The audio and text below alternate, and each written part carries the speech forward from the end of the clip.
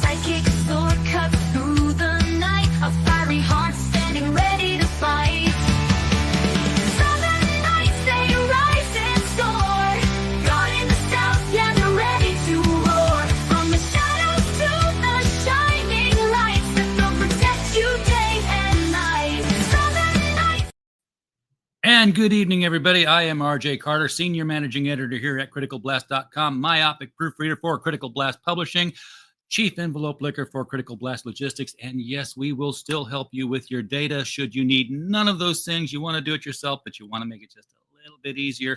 We will consult with you on your crowdfunder to make that happen. Tonight, we are going to the park. Doesn't that sound nice? We're going to a memorial park, and it's not like one you've been to before. So we're going to get our tour guides together here. Please welcome to the show with me, JD Gunter and Levi Skeen. Guys, how are you doing tonight? How are you? I'm doing great. Me as well. I'm tripping over my tongue just a little bit, and I've had nothing to drink. I swear to God, there's nothing but water in my Batman water bottle that was given to me as a precious gift. Very cool. So I see Galaxy Memorial Park, and I know it's superheroes, it has the word galaxy, and the only thing I got ringing in the back of my head is Galaxy High, which I used to watch as a kid. And so did you, I can tell now. Yeah. Well, actually, it's a little after my time at least. I'm not that old, come on. So Yes. what are we talking about here? What is the Galaxy Memorial Park, and what has it got to do with comics? Or is it a comic, or is I'm lost. It is a graphic novel. It is a graphic novel. Levi, if you want to jump in at any time, but I will start us off. So Galaxy Memorial Park. Think Arlington Memorial Cemetery for superheroes. Levi and I, years and years ago, we were trying to come up with an idea to work on, and one of the ideas that was kind of popular at the time was it was basically it was like a donut shop or a coffee shop for superheroes called Common Grounds. That's right. And we were kind of trading ideas back and forth, and we thought, well, why don't we come up with something for superheroes? And then all of a sudden, hey, why not a graveyard for superheroes? I love horror and stuff like that. So my mind kind of went that way. I think his did too. And then at first it was kind of a gimmicky thing.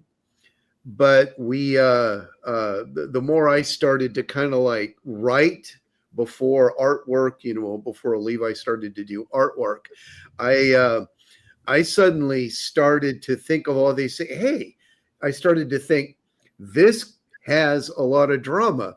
When you go to a memorial cemetery, and it could be any cemetery, it could be military. There are certain sections that are open to firefighters or first responders, and you see people going there, and they are they're remembering heroes, essentially people that gave their lives or they died while serving humanity, and so this gigantic cosmic idea with all of these different elements, that it basically emerged, when Levi and I kind of kicked it back and forth, and that's what it is now. It is over 300 pages of graphic novel content that we are dividing up in about 4 different issues or 4 different editions or chapter, not chapters, but volumes, exactly. Are you making the volumes like separate themes? No, it's all one big continued story, but it goes over about 13 different chapters, basically 12 chapters and an epilogue. But there is one main thread, but each of the chapters you see different things, like different heroes. Some that are still alive, people that are left behind, some that have retired, and they're like, man, this real world stuff really stinks. I really wish I was out there, taking down bad guys and saving people from peril. Instead, I'm having to deal with workplace problems in my business and stuff like that. So you have all of these different themes, but there is one central story that keeps getting bigger and bigger and bigger and more epic and more cosmic as you go. Mm-hmm. The first volume has chapters 1 through 3 in it. It's going to be about 3 chapters per volume, and it does have it starts off the normal way as far as like building and building up to that apex. Like chapter 1 is a hero story, chapter 2 is a villain story, and chapter 3 is another hero story. Then you go into the second volume, and it's kind of sort of the same way where chapter 1, volume 2, chapter 4 is a villain, and then we go 2 heroes. So it is a one villain, two hero stories for the first couple of books. It's like I said, it does. We tell a lot of the story through flashbacks, and going back to what he was saying about Common Grounds. It was an anthology that had multiple artists on it. And we were looking for a concept to get together with our friends that we had networked with and all come out on a project together. We figured as long as we were hanging out together, we might as well be on the same projects and be able to help promote each other and be like, I was in this book, so was he, go right down the line, get the autographs type of deal. And so that's when we went, okay, so if we have a frontline story that's building up to a big conflict, what are the background stories that we could filter in there and then throw those background stories at a different artist. So that way it had the feel of that you had back in elementary school, where you read that book and the editor note down there was like, find out more in issue 129 of Amazing Spider-Man. And then you ran back, and that feeling of discovering and seeing the different artists at that time. So we wanted the flashback scenes to feel like, and we tell the artist this as well, just pretend like you're the artist, feeling like this character has been around for 300 issues. You were the artist that filled in, that was the main artist that went from issue 212 to 236.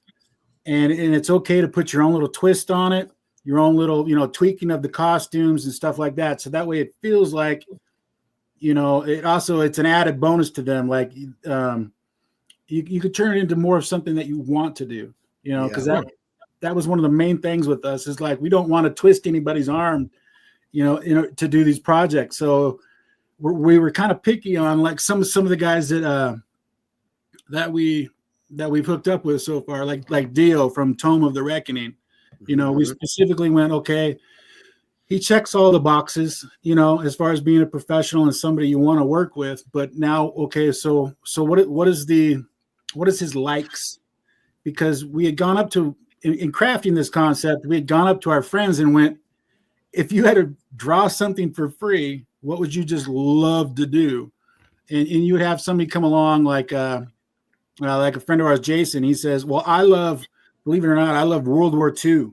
And I want to draw a Sergeant Fury in the Howling Commandos book. And then me and Jay would go back and we'd go, okay, Sergeant Fury. And then we would add that character to the park. And then we would find out a way to do a flashback scene for that specific artist. So when it came to Dio and from Tome of Reckoning, he posted a picture of Spider-Man versus the Rhino on X. And I was already watching him. And so he says, Spider-Man is my all-time favorite character. So I'm like, okay, we have a Spider-Man-esque character. I refer to her as a more like Spider-Gwen. Okay. And I'm like, how would you feel about drawing Spider-Gwen versus mobsters, fighting mobsters in a mob bar? Right. So he's like, sold. So we got Dio on that for the first 16 pages of volume. Chapter 7. Yeah. Dio does the first 16 pages of chapter 7. And then once the flashback stops, it immediately jumps back into my artwork doing the modern story that we're building, which is inside the park. Because there's a reason why the park happened. It was one of those things where you would read the X-Men book and a lot of the adventures would happen inside Central Park, or Secret Wars, the thing landed in the park. And you had things like Damage Incorporated that was always going around repairing the cities and stuff. Oh, damage control. Yeah. Damage. Yep. So you're like, well, how come the park never, and then that was the click. We destroyed the park. And then we have that be our central theme. Instead of it being about a person, it's about a place, and it's going to be about the park that exploded. So we basically took Central Park in New York, and we created an event around 2001, and we blew up the park. And now, so the modern story that we're telling is probably about 10 years after the reconstruction of the park, and it's the way you learn about the former history of the park through flashbacks. Okay. Yep. Yeah. I love the Memorial Hall kind of setting of it. I mean, I've seen the images. I know there's statuary of the hero, so I'm not jumping around too much there. But growing up, one of my favorite reads was always Legion of Superheroes. And of course, the Legion had a Memorial Hall of fallen Legionnaires. They were the one team where people actually died on it sometimes. And you would see them walking through, says, oh, look, there's Sparrow Lad who died fighting the Sun Eater. I'm like, yeah, I remember reading that story when he did that too. Sacrificed himself to save Superboy. So I dig it. But you've said you have villain chapters, and that got me to wondering, Where do the villains get buried?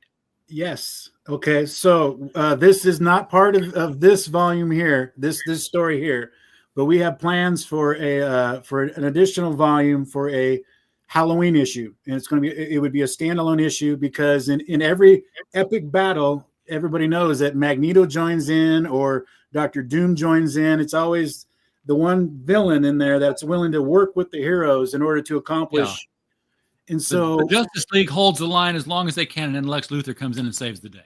Right. So we do have a section of the park dedicated to rogues that might have turned another leaf or right at the last minute or something like that. There is that section in the park.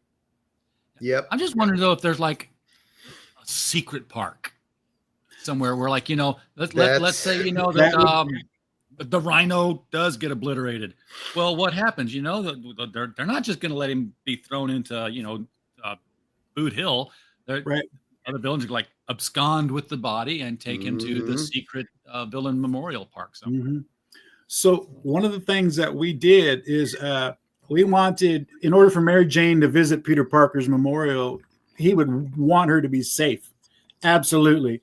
So what we did is we installed a protocol in the park, which we call the Watchman Protocol, where basically the park will know you by your fruits. So you come into the park and certain, like your powers don't work. The park just will not let you accomplish your evil deeds. So that is one tip off at the very beginning that something is wrong with the park because something bad does actually happen in the park. Yeah, which isn't supposed to happen. So to give a little bit of it away, the park. So when the park blew up, there was a gigantic robot there, and it's one of its powers is it absorbs things to create mass, and it's an AI. It's AI5, and the more it absorbs, the slower the AI gets, so the stupider it gets. Well, after the explosion, it was first on scene. So the very first thing it does is it creates this gigantic dam to block the water rushing back into Manhattan Island. Well, in the process of doing that, the dam or the robot fell asleep. So on one side of the park, you have the rebuilt city. And on the other side of the park is you have the AI5 robot asleep.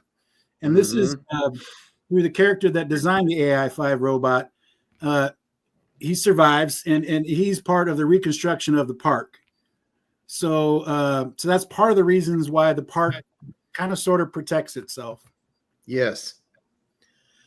And of course, the name of this character is Pop Riveter, and he is the biggest. He's the greatest robotics and AI person there in the world of Galaxy Memorial Park. So he's the one. He's got like money hand over fist. He's sort of like Tony Stark, but his age is he's very, very old. Unfortunately, he's actually been around since World War II when he was a kid.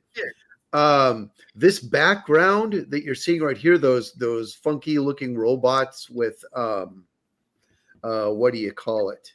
Yeah, GI wear on them. Yeah, with the camouflage, that was actually World War II.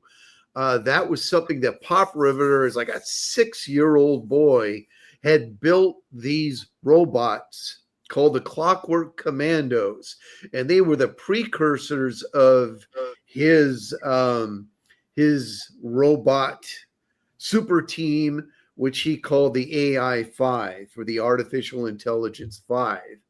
And they're the ones that form this giant robot that Levi was talking about. Yep, that's the Clockwork Commandos. I know that Omer in the chat there, he actually did some artwork for it that was actually pretty cool with these guys, with one of them. Yep. But I love it. They look like little green army men, but yeah, that was part of the design concept. Is I really wanted to go with almost a cookie cutter feel on these characters, because I wanted you to imprint on them what you needed to imprint in order to understand them, And I also wanted the next artist doing the flashback scenes to not feel overwhelmed with the character, and to be able to just add and tweak things the way they wanted to it. Yes. Reminds me of G.I. Robot too, which was another one of my great favorite characters when I was a kid. There are so many comic tropes or whatever you want to call it that are in this. I was talking to somebody about it, that Galaxy Memorial Park is very meta. It addresses ideas that, whole superhero worlds and universes will do. But the thing is, hey Rex, how are you doing? The thing is, you saw this and say like Watchmen, Alan Moore's Watchmen, where he examined everything from a bird's eye view, an entire superhero world, but he did it to deconstruct. And nowadays, whenever people, like The Boys or whatever, it's to deconstruct and to criticize. And it's like, no, let's take a look at this and celebrate it. So in order to do this, Levi and I came up, we've got about 100 different characters, because there is this gigantic history starting all the way from the beginning of the last century, even before the beginning of the last century, up until pretty much right nowadays. And there are so many stories and so many characters, and we're only covering just a teeny tiny little, bit of them in this story, which is a gigantic story in and of itself. I love heavily populated universes with characters, because you don't know any of them. You can't wait to meet them all, and you're just going to meet somebody new every single time. Yes. We see too often where they try to New 52 everything. It's like, the Superman now exists. Well, now I shall do it now. Like, no, let's just, they're all there. They're all there. When I got into comics, I didn't have to go back to 1939 and slowly build up the collection of heroes. They just stepped right into it. And, a writer who's good at his craft knows how to make you feel comfortable in a room full of strange beings. Yes. You just know who they are at the moment they arrive. Through narrative or through, other means. It's like, hey, Spidey's swinging through the streets. Big orange guy's flying over. Holy crap. Hey, Shellhead down here. And the mighty Iron Man lands. Oh, Iron Man must be a good guy. Let's keep reading. Yes. Or even just all of the different backstories. So what Levi is showing here, this is our Instagram. And the Galaxy Memorial Park, all of the different the graphic novel, this graphic novel in 4 parts that we're doing, that is, like I said, it's just one tiny little piece, but you can get insights in all the different characters through our social media, through X, Instagram, and we've done posts on YouTube, not just videos, but posts. And what we have, if you scan this thing that Levi's got up right there, that QR code, we also have a free newsletter. The newsletter is not just any old newsletter where we're trying to keep your attention on us. Hey, keep talking, keep listening while we get this thing ready. That way you'll hurry up and buy it. We're providing you with, along with, updates and stuff like that, updates and insights on Galaxy Memorial Park and, the work that's going into it. You also get a free flash fiction, a micro short story about different characters like our Superman and Batman characters. We've got U.S. Arrow. He's sort of a combination of Superman and Captain America. He's the big blue Boy Scout kind of guy. Our Batman, our Dark Justice guy. He's the Drifter. He is a cowboy that's been around for over 100 years, doesn't age, and sort of like Wolverine, you can blow him up or poison him and he'll just come right back because there's some magical stuff to him or some miraculous stuff to him. But anyway, you can learn about all these different characters, not just a who's who. You actually get to read these guys in action. In, like, say, The Drifter, we have a story where he saves a woman from getting grabbed off the street in Las Vegas in 1974. We have something with this spider, the Spider-Gwen character called, her name is Silverbug. Silverbug, that's her right there. We have a story with her after this gigantic, where she kind of takes out her main bad guy after all these years. And she's like, she's spent. She's on her own private hospital bed. And, she's getting tended to. It's Christmas Eve. And then, like, kind of a Christmas thing happens that basically cheers her up when she's like, I screwed up. I should have done this instead of this. Yeah, I beat the main bad guy, but this happened. But all these people, Levi, explain it. Well, is one of the things you have to remember too is in this free flash fiction that you get twice a month on Wednesdays, is you can read it and it expands the story, but it does not pertain to the story. So it's an extra layer to it that you don't necessarily need if you're going to back the campaigns. That's a good way to clarify that, because that could be. Mm-hmm. But yeah.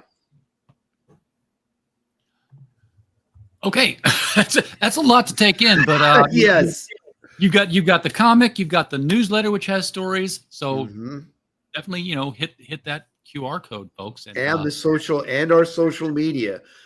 It's actually very fun coming up with these teeny tiny little like. Levi did so much preliminary artwork for this, just coming up with character art, concept art of the park, of different characters, of events and things like that.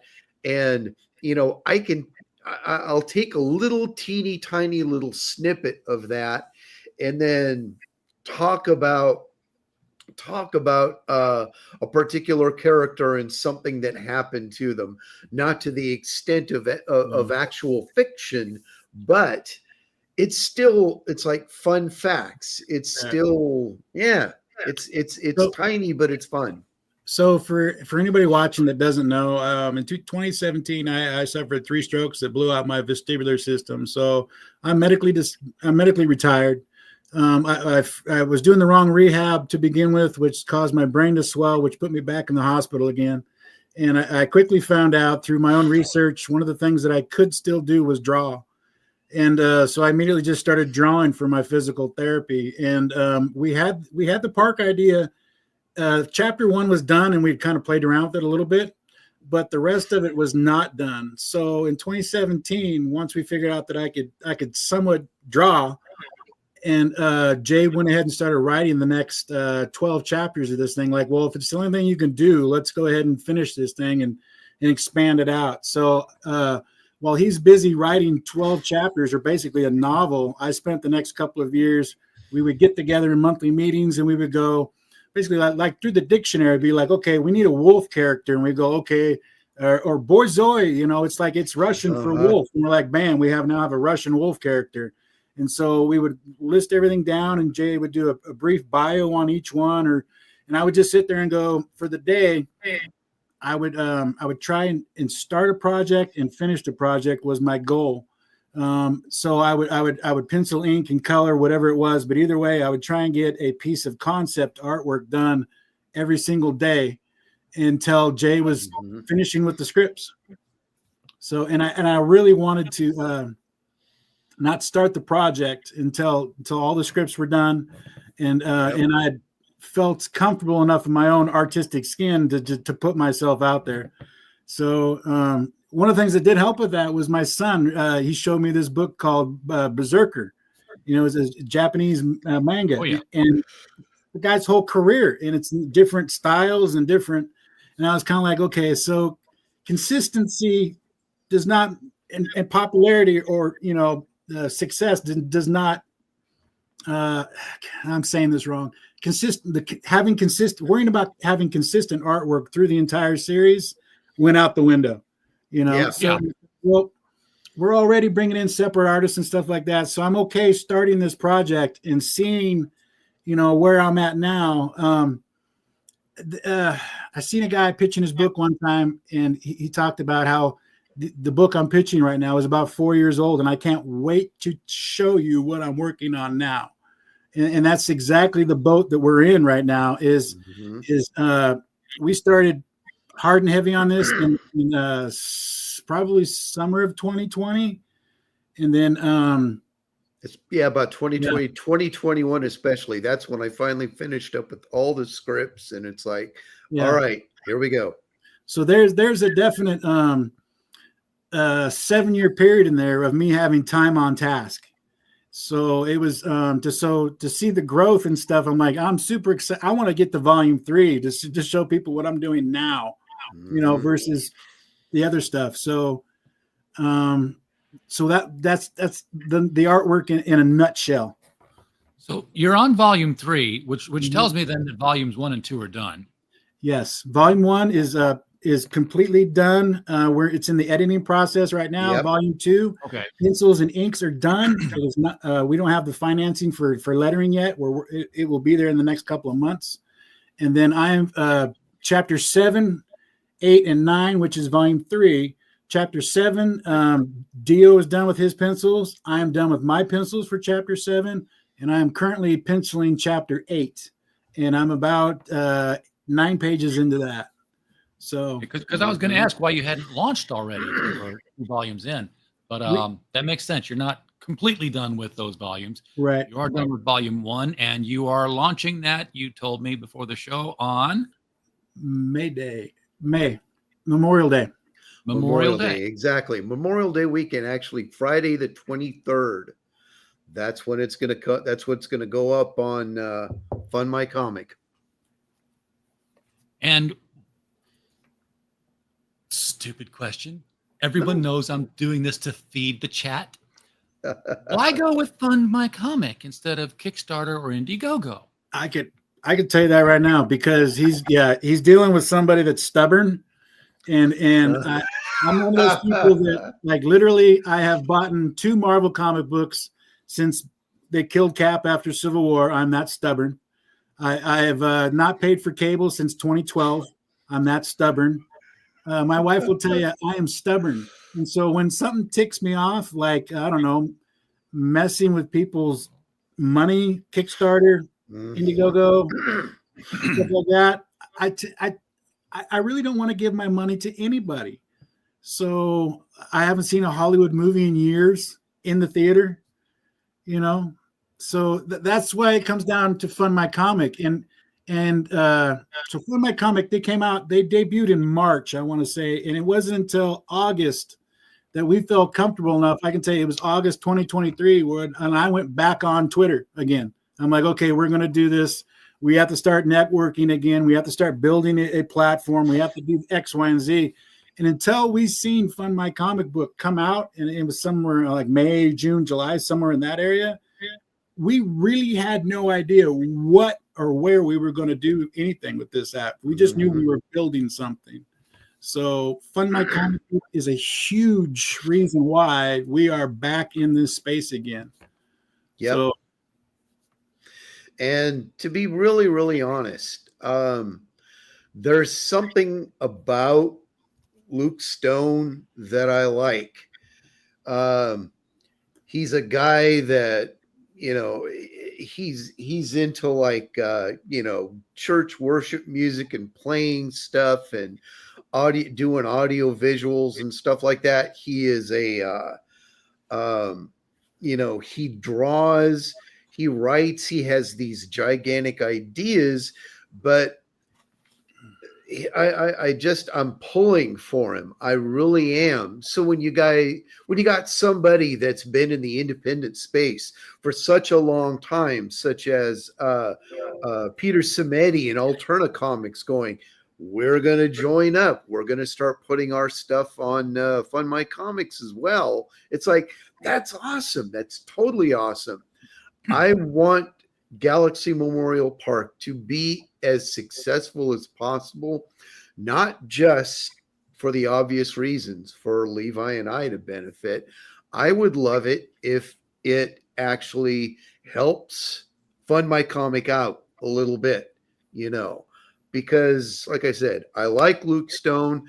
I like his attitude. I'll read posts of his and stuff like that. And I love him doing this platform, especially when you started seeing what Levi was talking about, them messing algorithm wise with people's campaigns and things like that. A guy no smaller than Mike Barron, for crying out loud, doing a Private American, and it's like, nope, we're shutting you down. We don't believe this. You're doing wrong. We've seen people try to shut down people on Fund My Comic. They campaigned for it. Did just this week. Yeah, and Luke keeps them on. He's like, nope, you've already passed our. He'll tell you up front if you're not going to be on the thing for whatever reason that they have. Once you're passed, they don't kick you off just because some Karen calls them up and says, hey, I don't like this book. Wow, that's something I've not heard of. I'll have to look into that. Somebody tried to cancel somebody else. Man, it was Bosch Faustin's Pigman. Oh, somebody tried to cancel that. Go watch the last about a half hour into Nerd Bacon on Thursday. Go watch that show. They talk about it on Nerd Bacon. Okay, yes. But no, that's anyway, just to wrap up what I was saying, that's why between Levi and I, why we're doing this exclusively on Fund My Comic. Yeah. Because we believe in it. You're roboting on us, RJ. Oh no. You're roboting.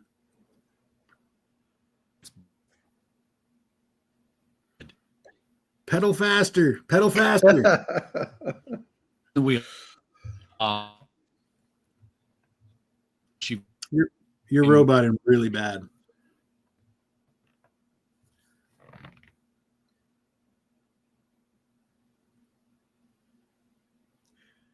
He'll be back. I've got control of the show. Woohoo! You got the wrench. Here we go. Here we go. What do you want to talk about? Galaxy Memorial Park. Yeah. So Galaxy Memorial Park. The one of the big things that I almost always forget to talk about. One of the big things about Galaxy Memorial Park is both of us, you art-wise and then me writing-wise, is we're trying to come up with something that would give you the same kind of feeling that you would get from reading when quote-unquote comics were good, before everything got quote-unquote woke, before, there's nothing like walking into a comic book shop nowadays and just seeing all of these covers, and it's like, I want to pick them up. I want to read them.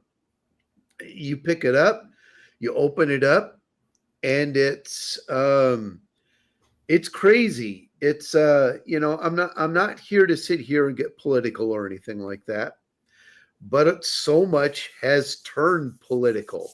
And that's actually something that, Levi, you can vouch for this. One thing that that we do with Galaxy Memorial Park is we try to reflect. We came up with characters that reflected the times that they were active in.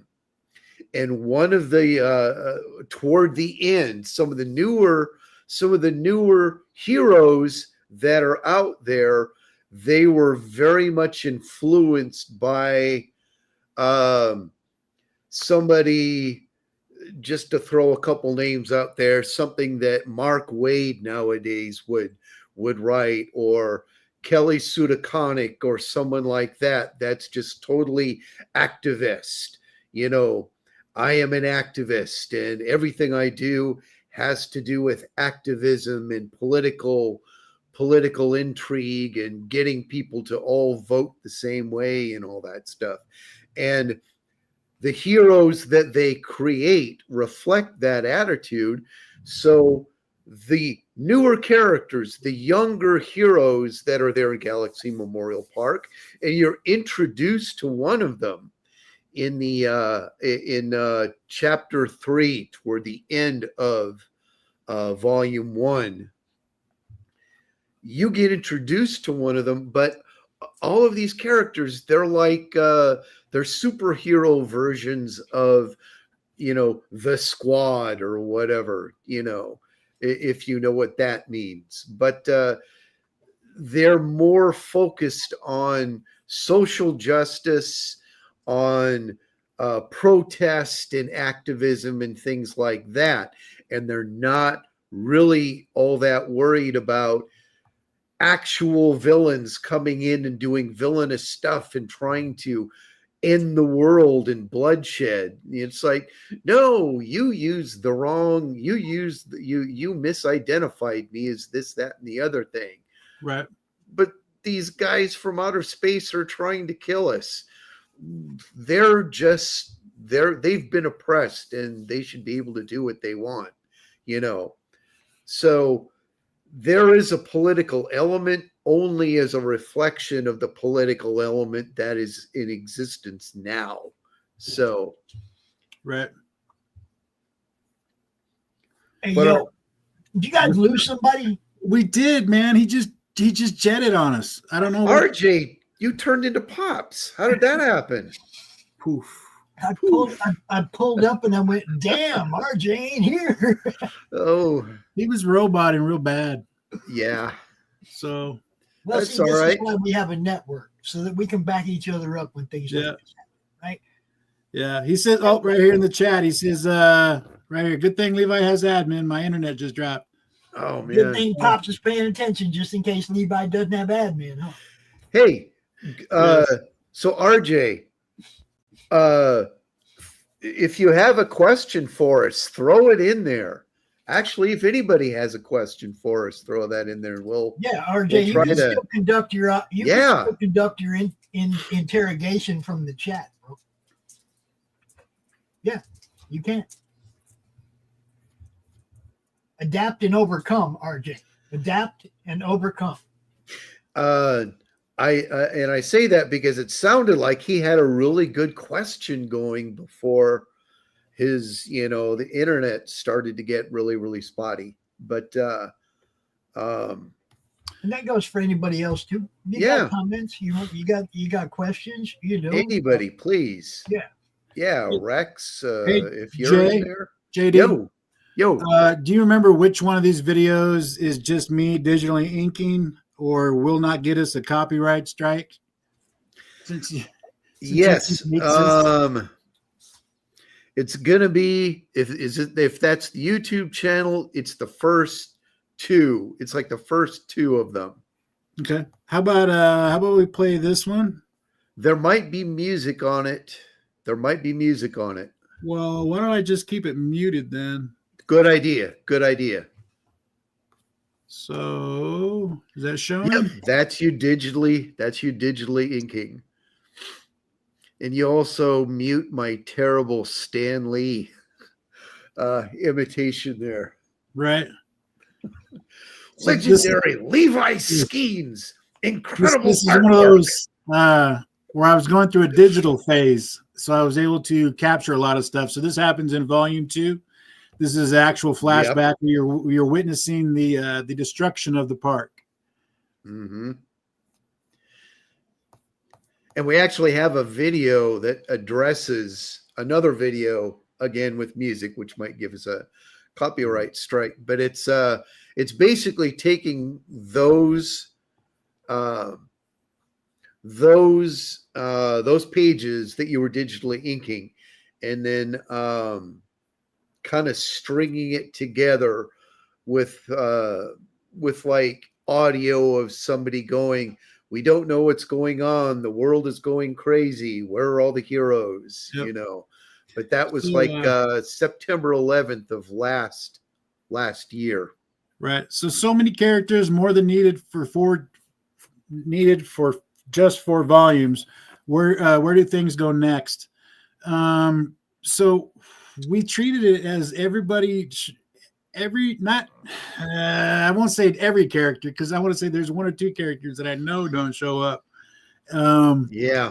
But a lot of them do, because this thing, it does grow to an apex of a story on the foreground of it. So where it's not just flashbacks, action, it's the main story of something went wrong with the park. It got the Watchmen protocols went down, and we are building to a massive event to where the possibility of the destruction of the park is going to happen again. Mm-hmm. So it will be one of those scenes where, that character might show up for a panel or 2. But yeah, there's a whole lot of work involved just for killing some of these characters, and then finding a spot to actually use them, because you wanted it to have a well-rounded feel of a universe to it. Mm-hmm. And every universe, like we talked earlier about the wolf character, like every universe has a wolf character. That's why we're like, we need a wolf character. Every universe has an underwater character. That's why we were like, okay, we have our Aquaman. Aquanaut. Yes. Yep. So stuff like that. So they do get used somewhat. Mm-hmm. The other thing. Yep. Go ahead. I'm going to play the next video. It's about 3 minutes long. I will mute it so we do not get the internet overlords to admonish us. So is that sharing? Yes. Yep. Okay, let me embiggen it. So, and this is no secret, even though it kind of is. Looking at the views on the video, this is the flashback of the destruction of the park. I went ahead and digitally inked the origin of the park. Mm-hmm. And then one thing that I don't remember if this was drawn by you, but one of the things that not for you, that happens is after the destruction of the park, and then even before the reconstruction, people like Pop Riveter, Professor Litmus. Professor Litmus is kind of like our Reed Richards super scientist guy. U.S. Arrow, again, our Captain America, Superman, voice of reason and justice and all of that. Truth, justice, in the American way. They all have to basically stand up before Congress and defend. Why should we have these guys around? Because that's kind of a trope that Marvel and DC and all the others is. You have a movement of people going, hey, these people are too dangerous. We don't need them around. We don't address that very much, but I seem to remember you, Levi, drawing a scene. We do show that it happens, though. Right. He's standing up. Pop Riveter. That's the guy that just got his head conked there. He's the super robotics expert. He's basically, saying he not only wins people over, him and the others, but it's like, let's rebuild this park as a week ago or so, our own president said, hey, let's make a garden of heroes where people could go to and remember American heroes. The same thing. Let's get a garden of heroes. And he mentioned that somewhere in his 4 years, he mentioned that first before his speech in front of the Mount Rushmore in July 4th, 2020. I'm not sure when. I'm not sure when either. But the minute he did make that announcement, I either texted Jay or I called him. I said, "Hey, Trump's on our ass, man. We better steal this idea back before Trump steals it from us." So Trump was a major motivating factor in us getting off our butts and getting Galaxy Memorial, going. And yes, yeah. And again, we have like a couple of videos and social posts that address this. That there's something so frustrating about having an idea and then somebody coming up with the exact same idea and either doing it as like a joke or not quite doing it as epic as what you feel like you were going to. And this was a case, except it was an actual national thing that might happen. So I don't know. I feel like we actually got out in front of it when the announcement was made last week. That was pretty cool. I was happy that we weren't still stuck on issue 1 or volume 1, and Trump's talking about this National Park of Heroes. Yes, and it puts it out there in the zeitgeist, so somebody else can grab it and like, no, that was our idea first. That's right. So, and we have an ash can. We have an ash can to prove we published it first. Right. Yeah, the one of the main reasons for publishing an ash can. That's exactly right. To lock in your claim. So the JSA had to also sit through the McCarthy hearings. Yes. So we don't have that big drawn out story. It's just handled in a flashback where it's pretty much Pop Rivet, testifying before Congress, and so we'll show you beats, real quick on the history sometimes. So, hey baby, my dog wandered in on me. She's like wanting attention right now. She's like, "Oh my God, Dad's in Mom's office." Yeah, I could get political about this JSA thing, but I won't.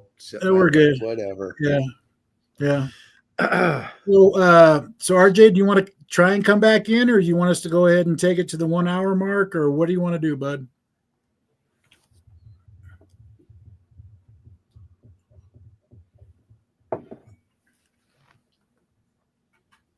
How about you, Pops? You got any questions? Yeah. Well, I'll take this right here. Did you get to cover everything you wanted to cover? So Galaxy Memorial Park is Arlington Cemetery for Superheroes. It will be launching Memorial Day weekend 2025. Go sign up for our newsletter. Just scroll back a little bit in the stream. Take your phone out. Take a picture of that QR code. It'll take you directly to our sign-up sheet where it's twice a month. Jay over here will be sending you flash fiction of parts of background stories on our characters that don't necessarily that you don't have to know in order to read the main story, but it's just awesome stuff that you can fill it in with. That's right. So go ahead. So basically, it's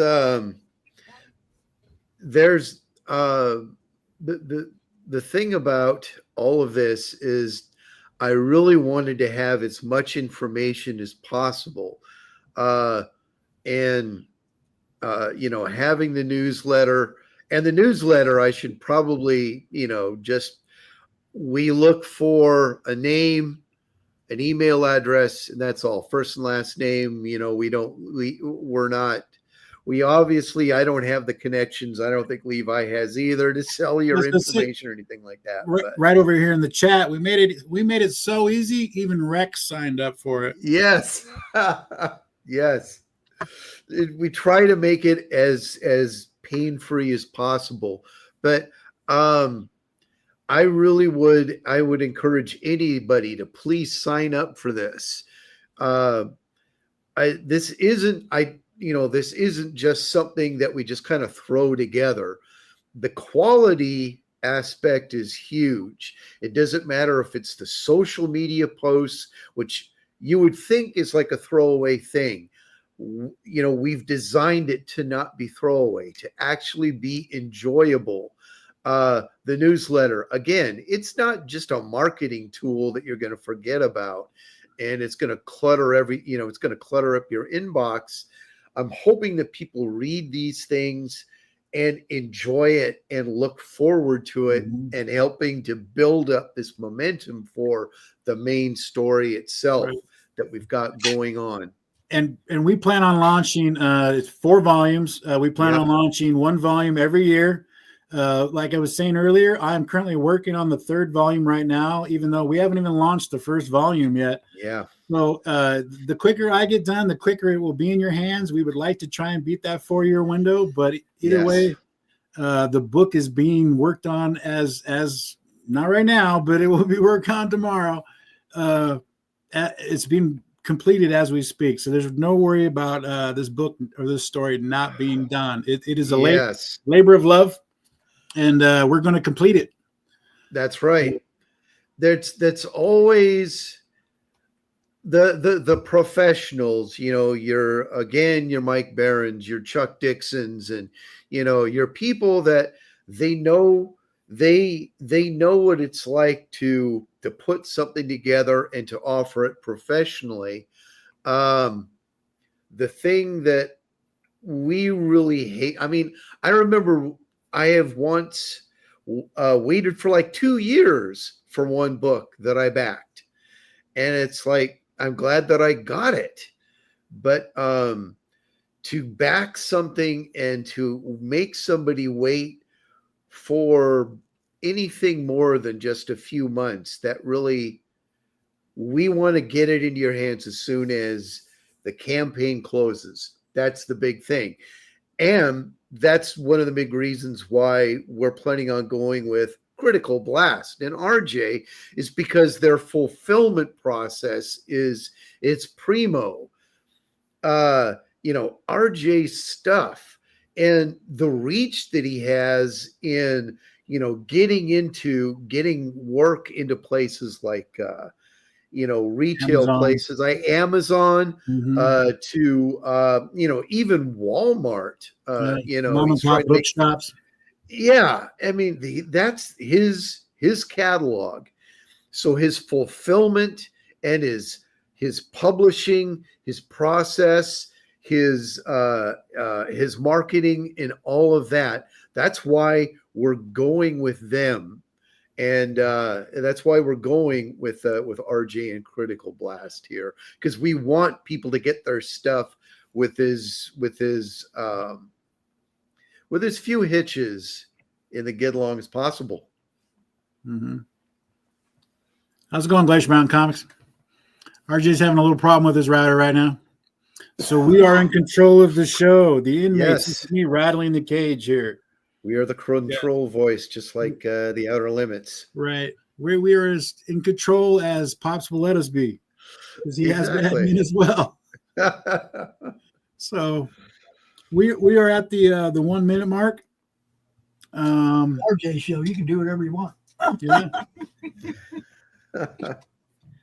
Yeah, that's exactly it. Woo! The inmates are running the joint. Yeah. So, Pops, you have another question, or does yes, please. Yeah. Glacier Mountain Comics, do you have any questions? I do not. I just have another show starting right now. Okay. Well, hey. Okay. Yeah. Pops, if you want to hop by, I can keep going. I'm, like I said, I got stuff, but RJ, I think RJ has his own ads over here. Did he play any before the show? He played a couple. I can. Yes. I'll I'll fat finger my way through them. So yeah. So we got yeah. Let's see, you played. Okay, we got that, and that the crawl is set. Very cool. We're good to go, Pops. If you want to head over to that other show, man, I will shut this one down and play the ads. Thanks, everybody. Talk to you later, RJ. Oh, RJ. Oh, RJ. I sent Tim Digital your way. Tim freaking Facebook. He's on Facebook. Hit him up. He wants to talk to you about fulfillment, publishing, Walmart, Amazon, all that shit. He wants to talk to you. Good. So Yes. there you go. Pop's doing his job. Peace, everybody. Later, Pops. See you, Pops. That is, hey, RJ, that is absolutely true. Every time we brought up anything along the lines of what we were talking about, fulfillment or stuff like that, or large volumes, your name was constantly being brought up. And Tim Vigil was responding with a very, definite interest in the things that you could do for him. So definitely hook that one up. So other than that, Jay. So once again, Galaxy Memorial Park. It's Arlington Memorial Cemetery for Superheroes. 4 volumes, 1 released each year. Volume 1 begins crowdfunding through Fund My Comic. Friday, May 23rd, the very beginning of Memorial Day weekend. Get it? Check out GalaxyMemorialPark.com. That has links to all of our social media accounts. We are on X, we are on Instagram, we are on YouTube. All of those, they are fun. They are it's all back. They're fun. They are enjoyable. They are basically like a little tiny story, a little tiny thing in and of itself. We have an ash can available. If you sign up for our newsletter, you will be able to purchase our ash can for only $5. Plus, okay, can I still say this? You will get a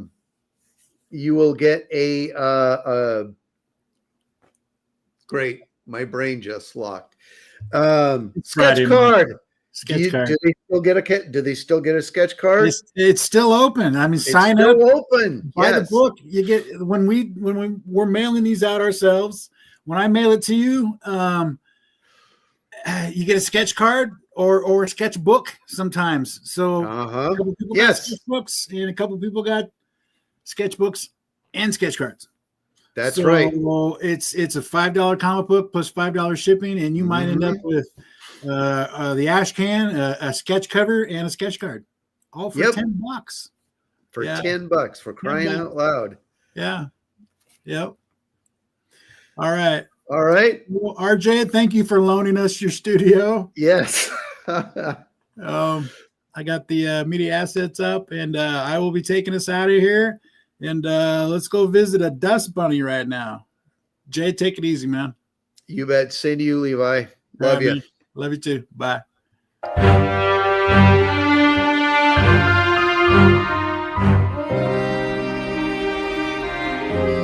Welcome to Based on a True Story, Volume 6, Tales of the Underworld, where true crime collides with the furry, funny, and fierce world of the Dust Bunny Mafia. This brand new 32-page comic reimagines real mafia legends, Mad Dog Cole, John Gotti, and more, through the eyes of our animal mobsters. Think The Godfather meets Looney Tunes, packed with action, humor, and full-color storytelling.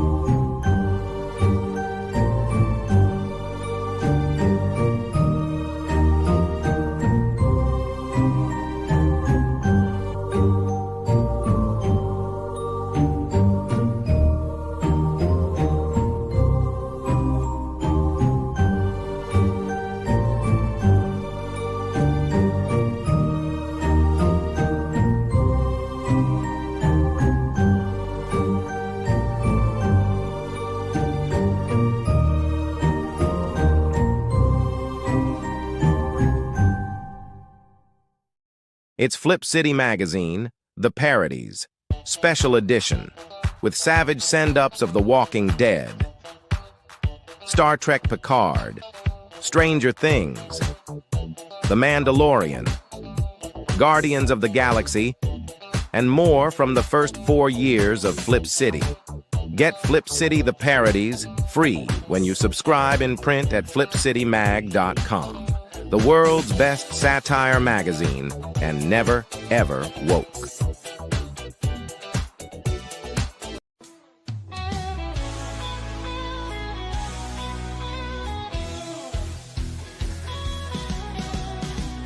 on the tube and feel the vibe. Every show you crave right here live. Heroes and villains clash in the night. Madness Comic Network sets it right. Scroll through the list, find what you need. Epic battles and fast-paced speed. From capes to cosmic space delight. Tune in and watch your favorites ignite. On Facebook, share the thrill so grand. On X, the buzz across the land. Madness Comic Network all around. In every episode, joy is found.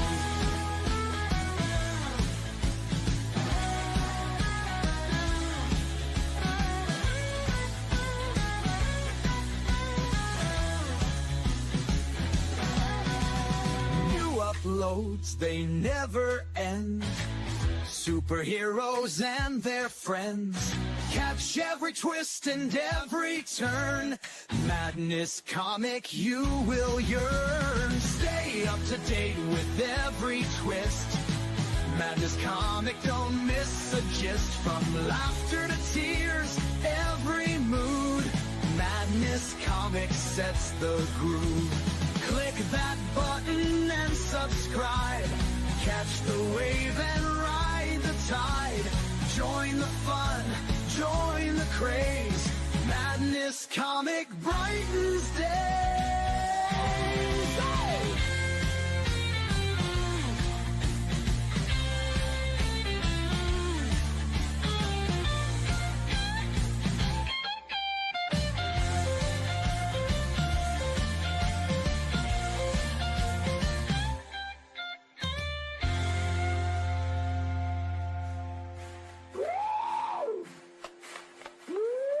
New uploads, they never end. Superheroes and their friends. Catch every twist and every turn. Madness Comic, you will yearn. Stay up to date with every twist. Madness Comic, don't miss a gist. From laughter to tears, every mood. Madness Comic sets the groove. Click that button and subscribe. Catch the wave and ride the tide. Join the fun, join the craze. Madness Comic bright.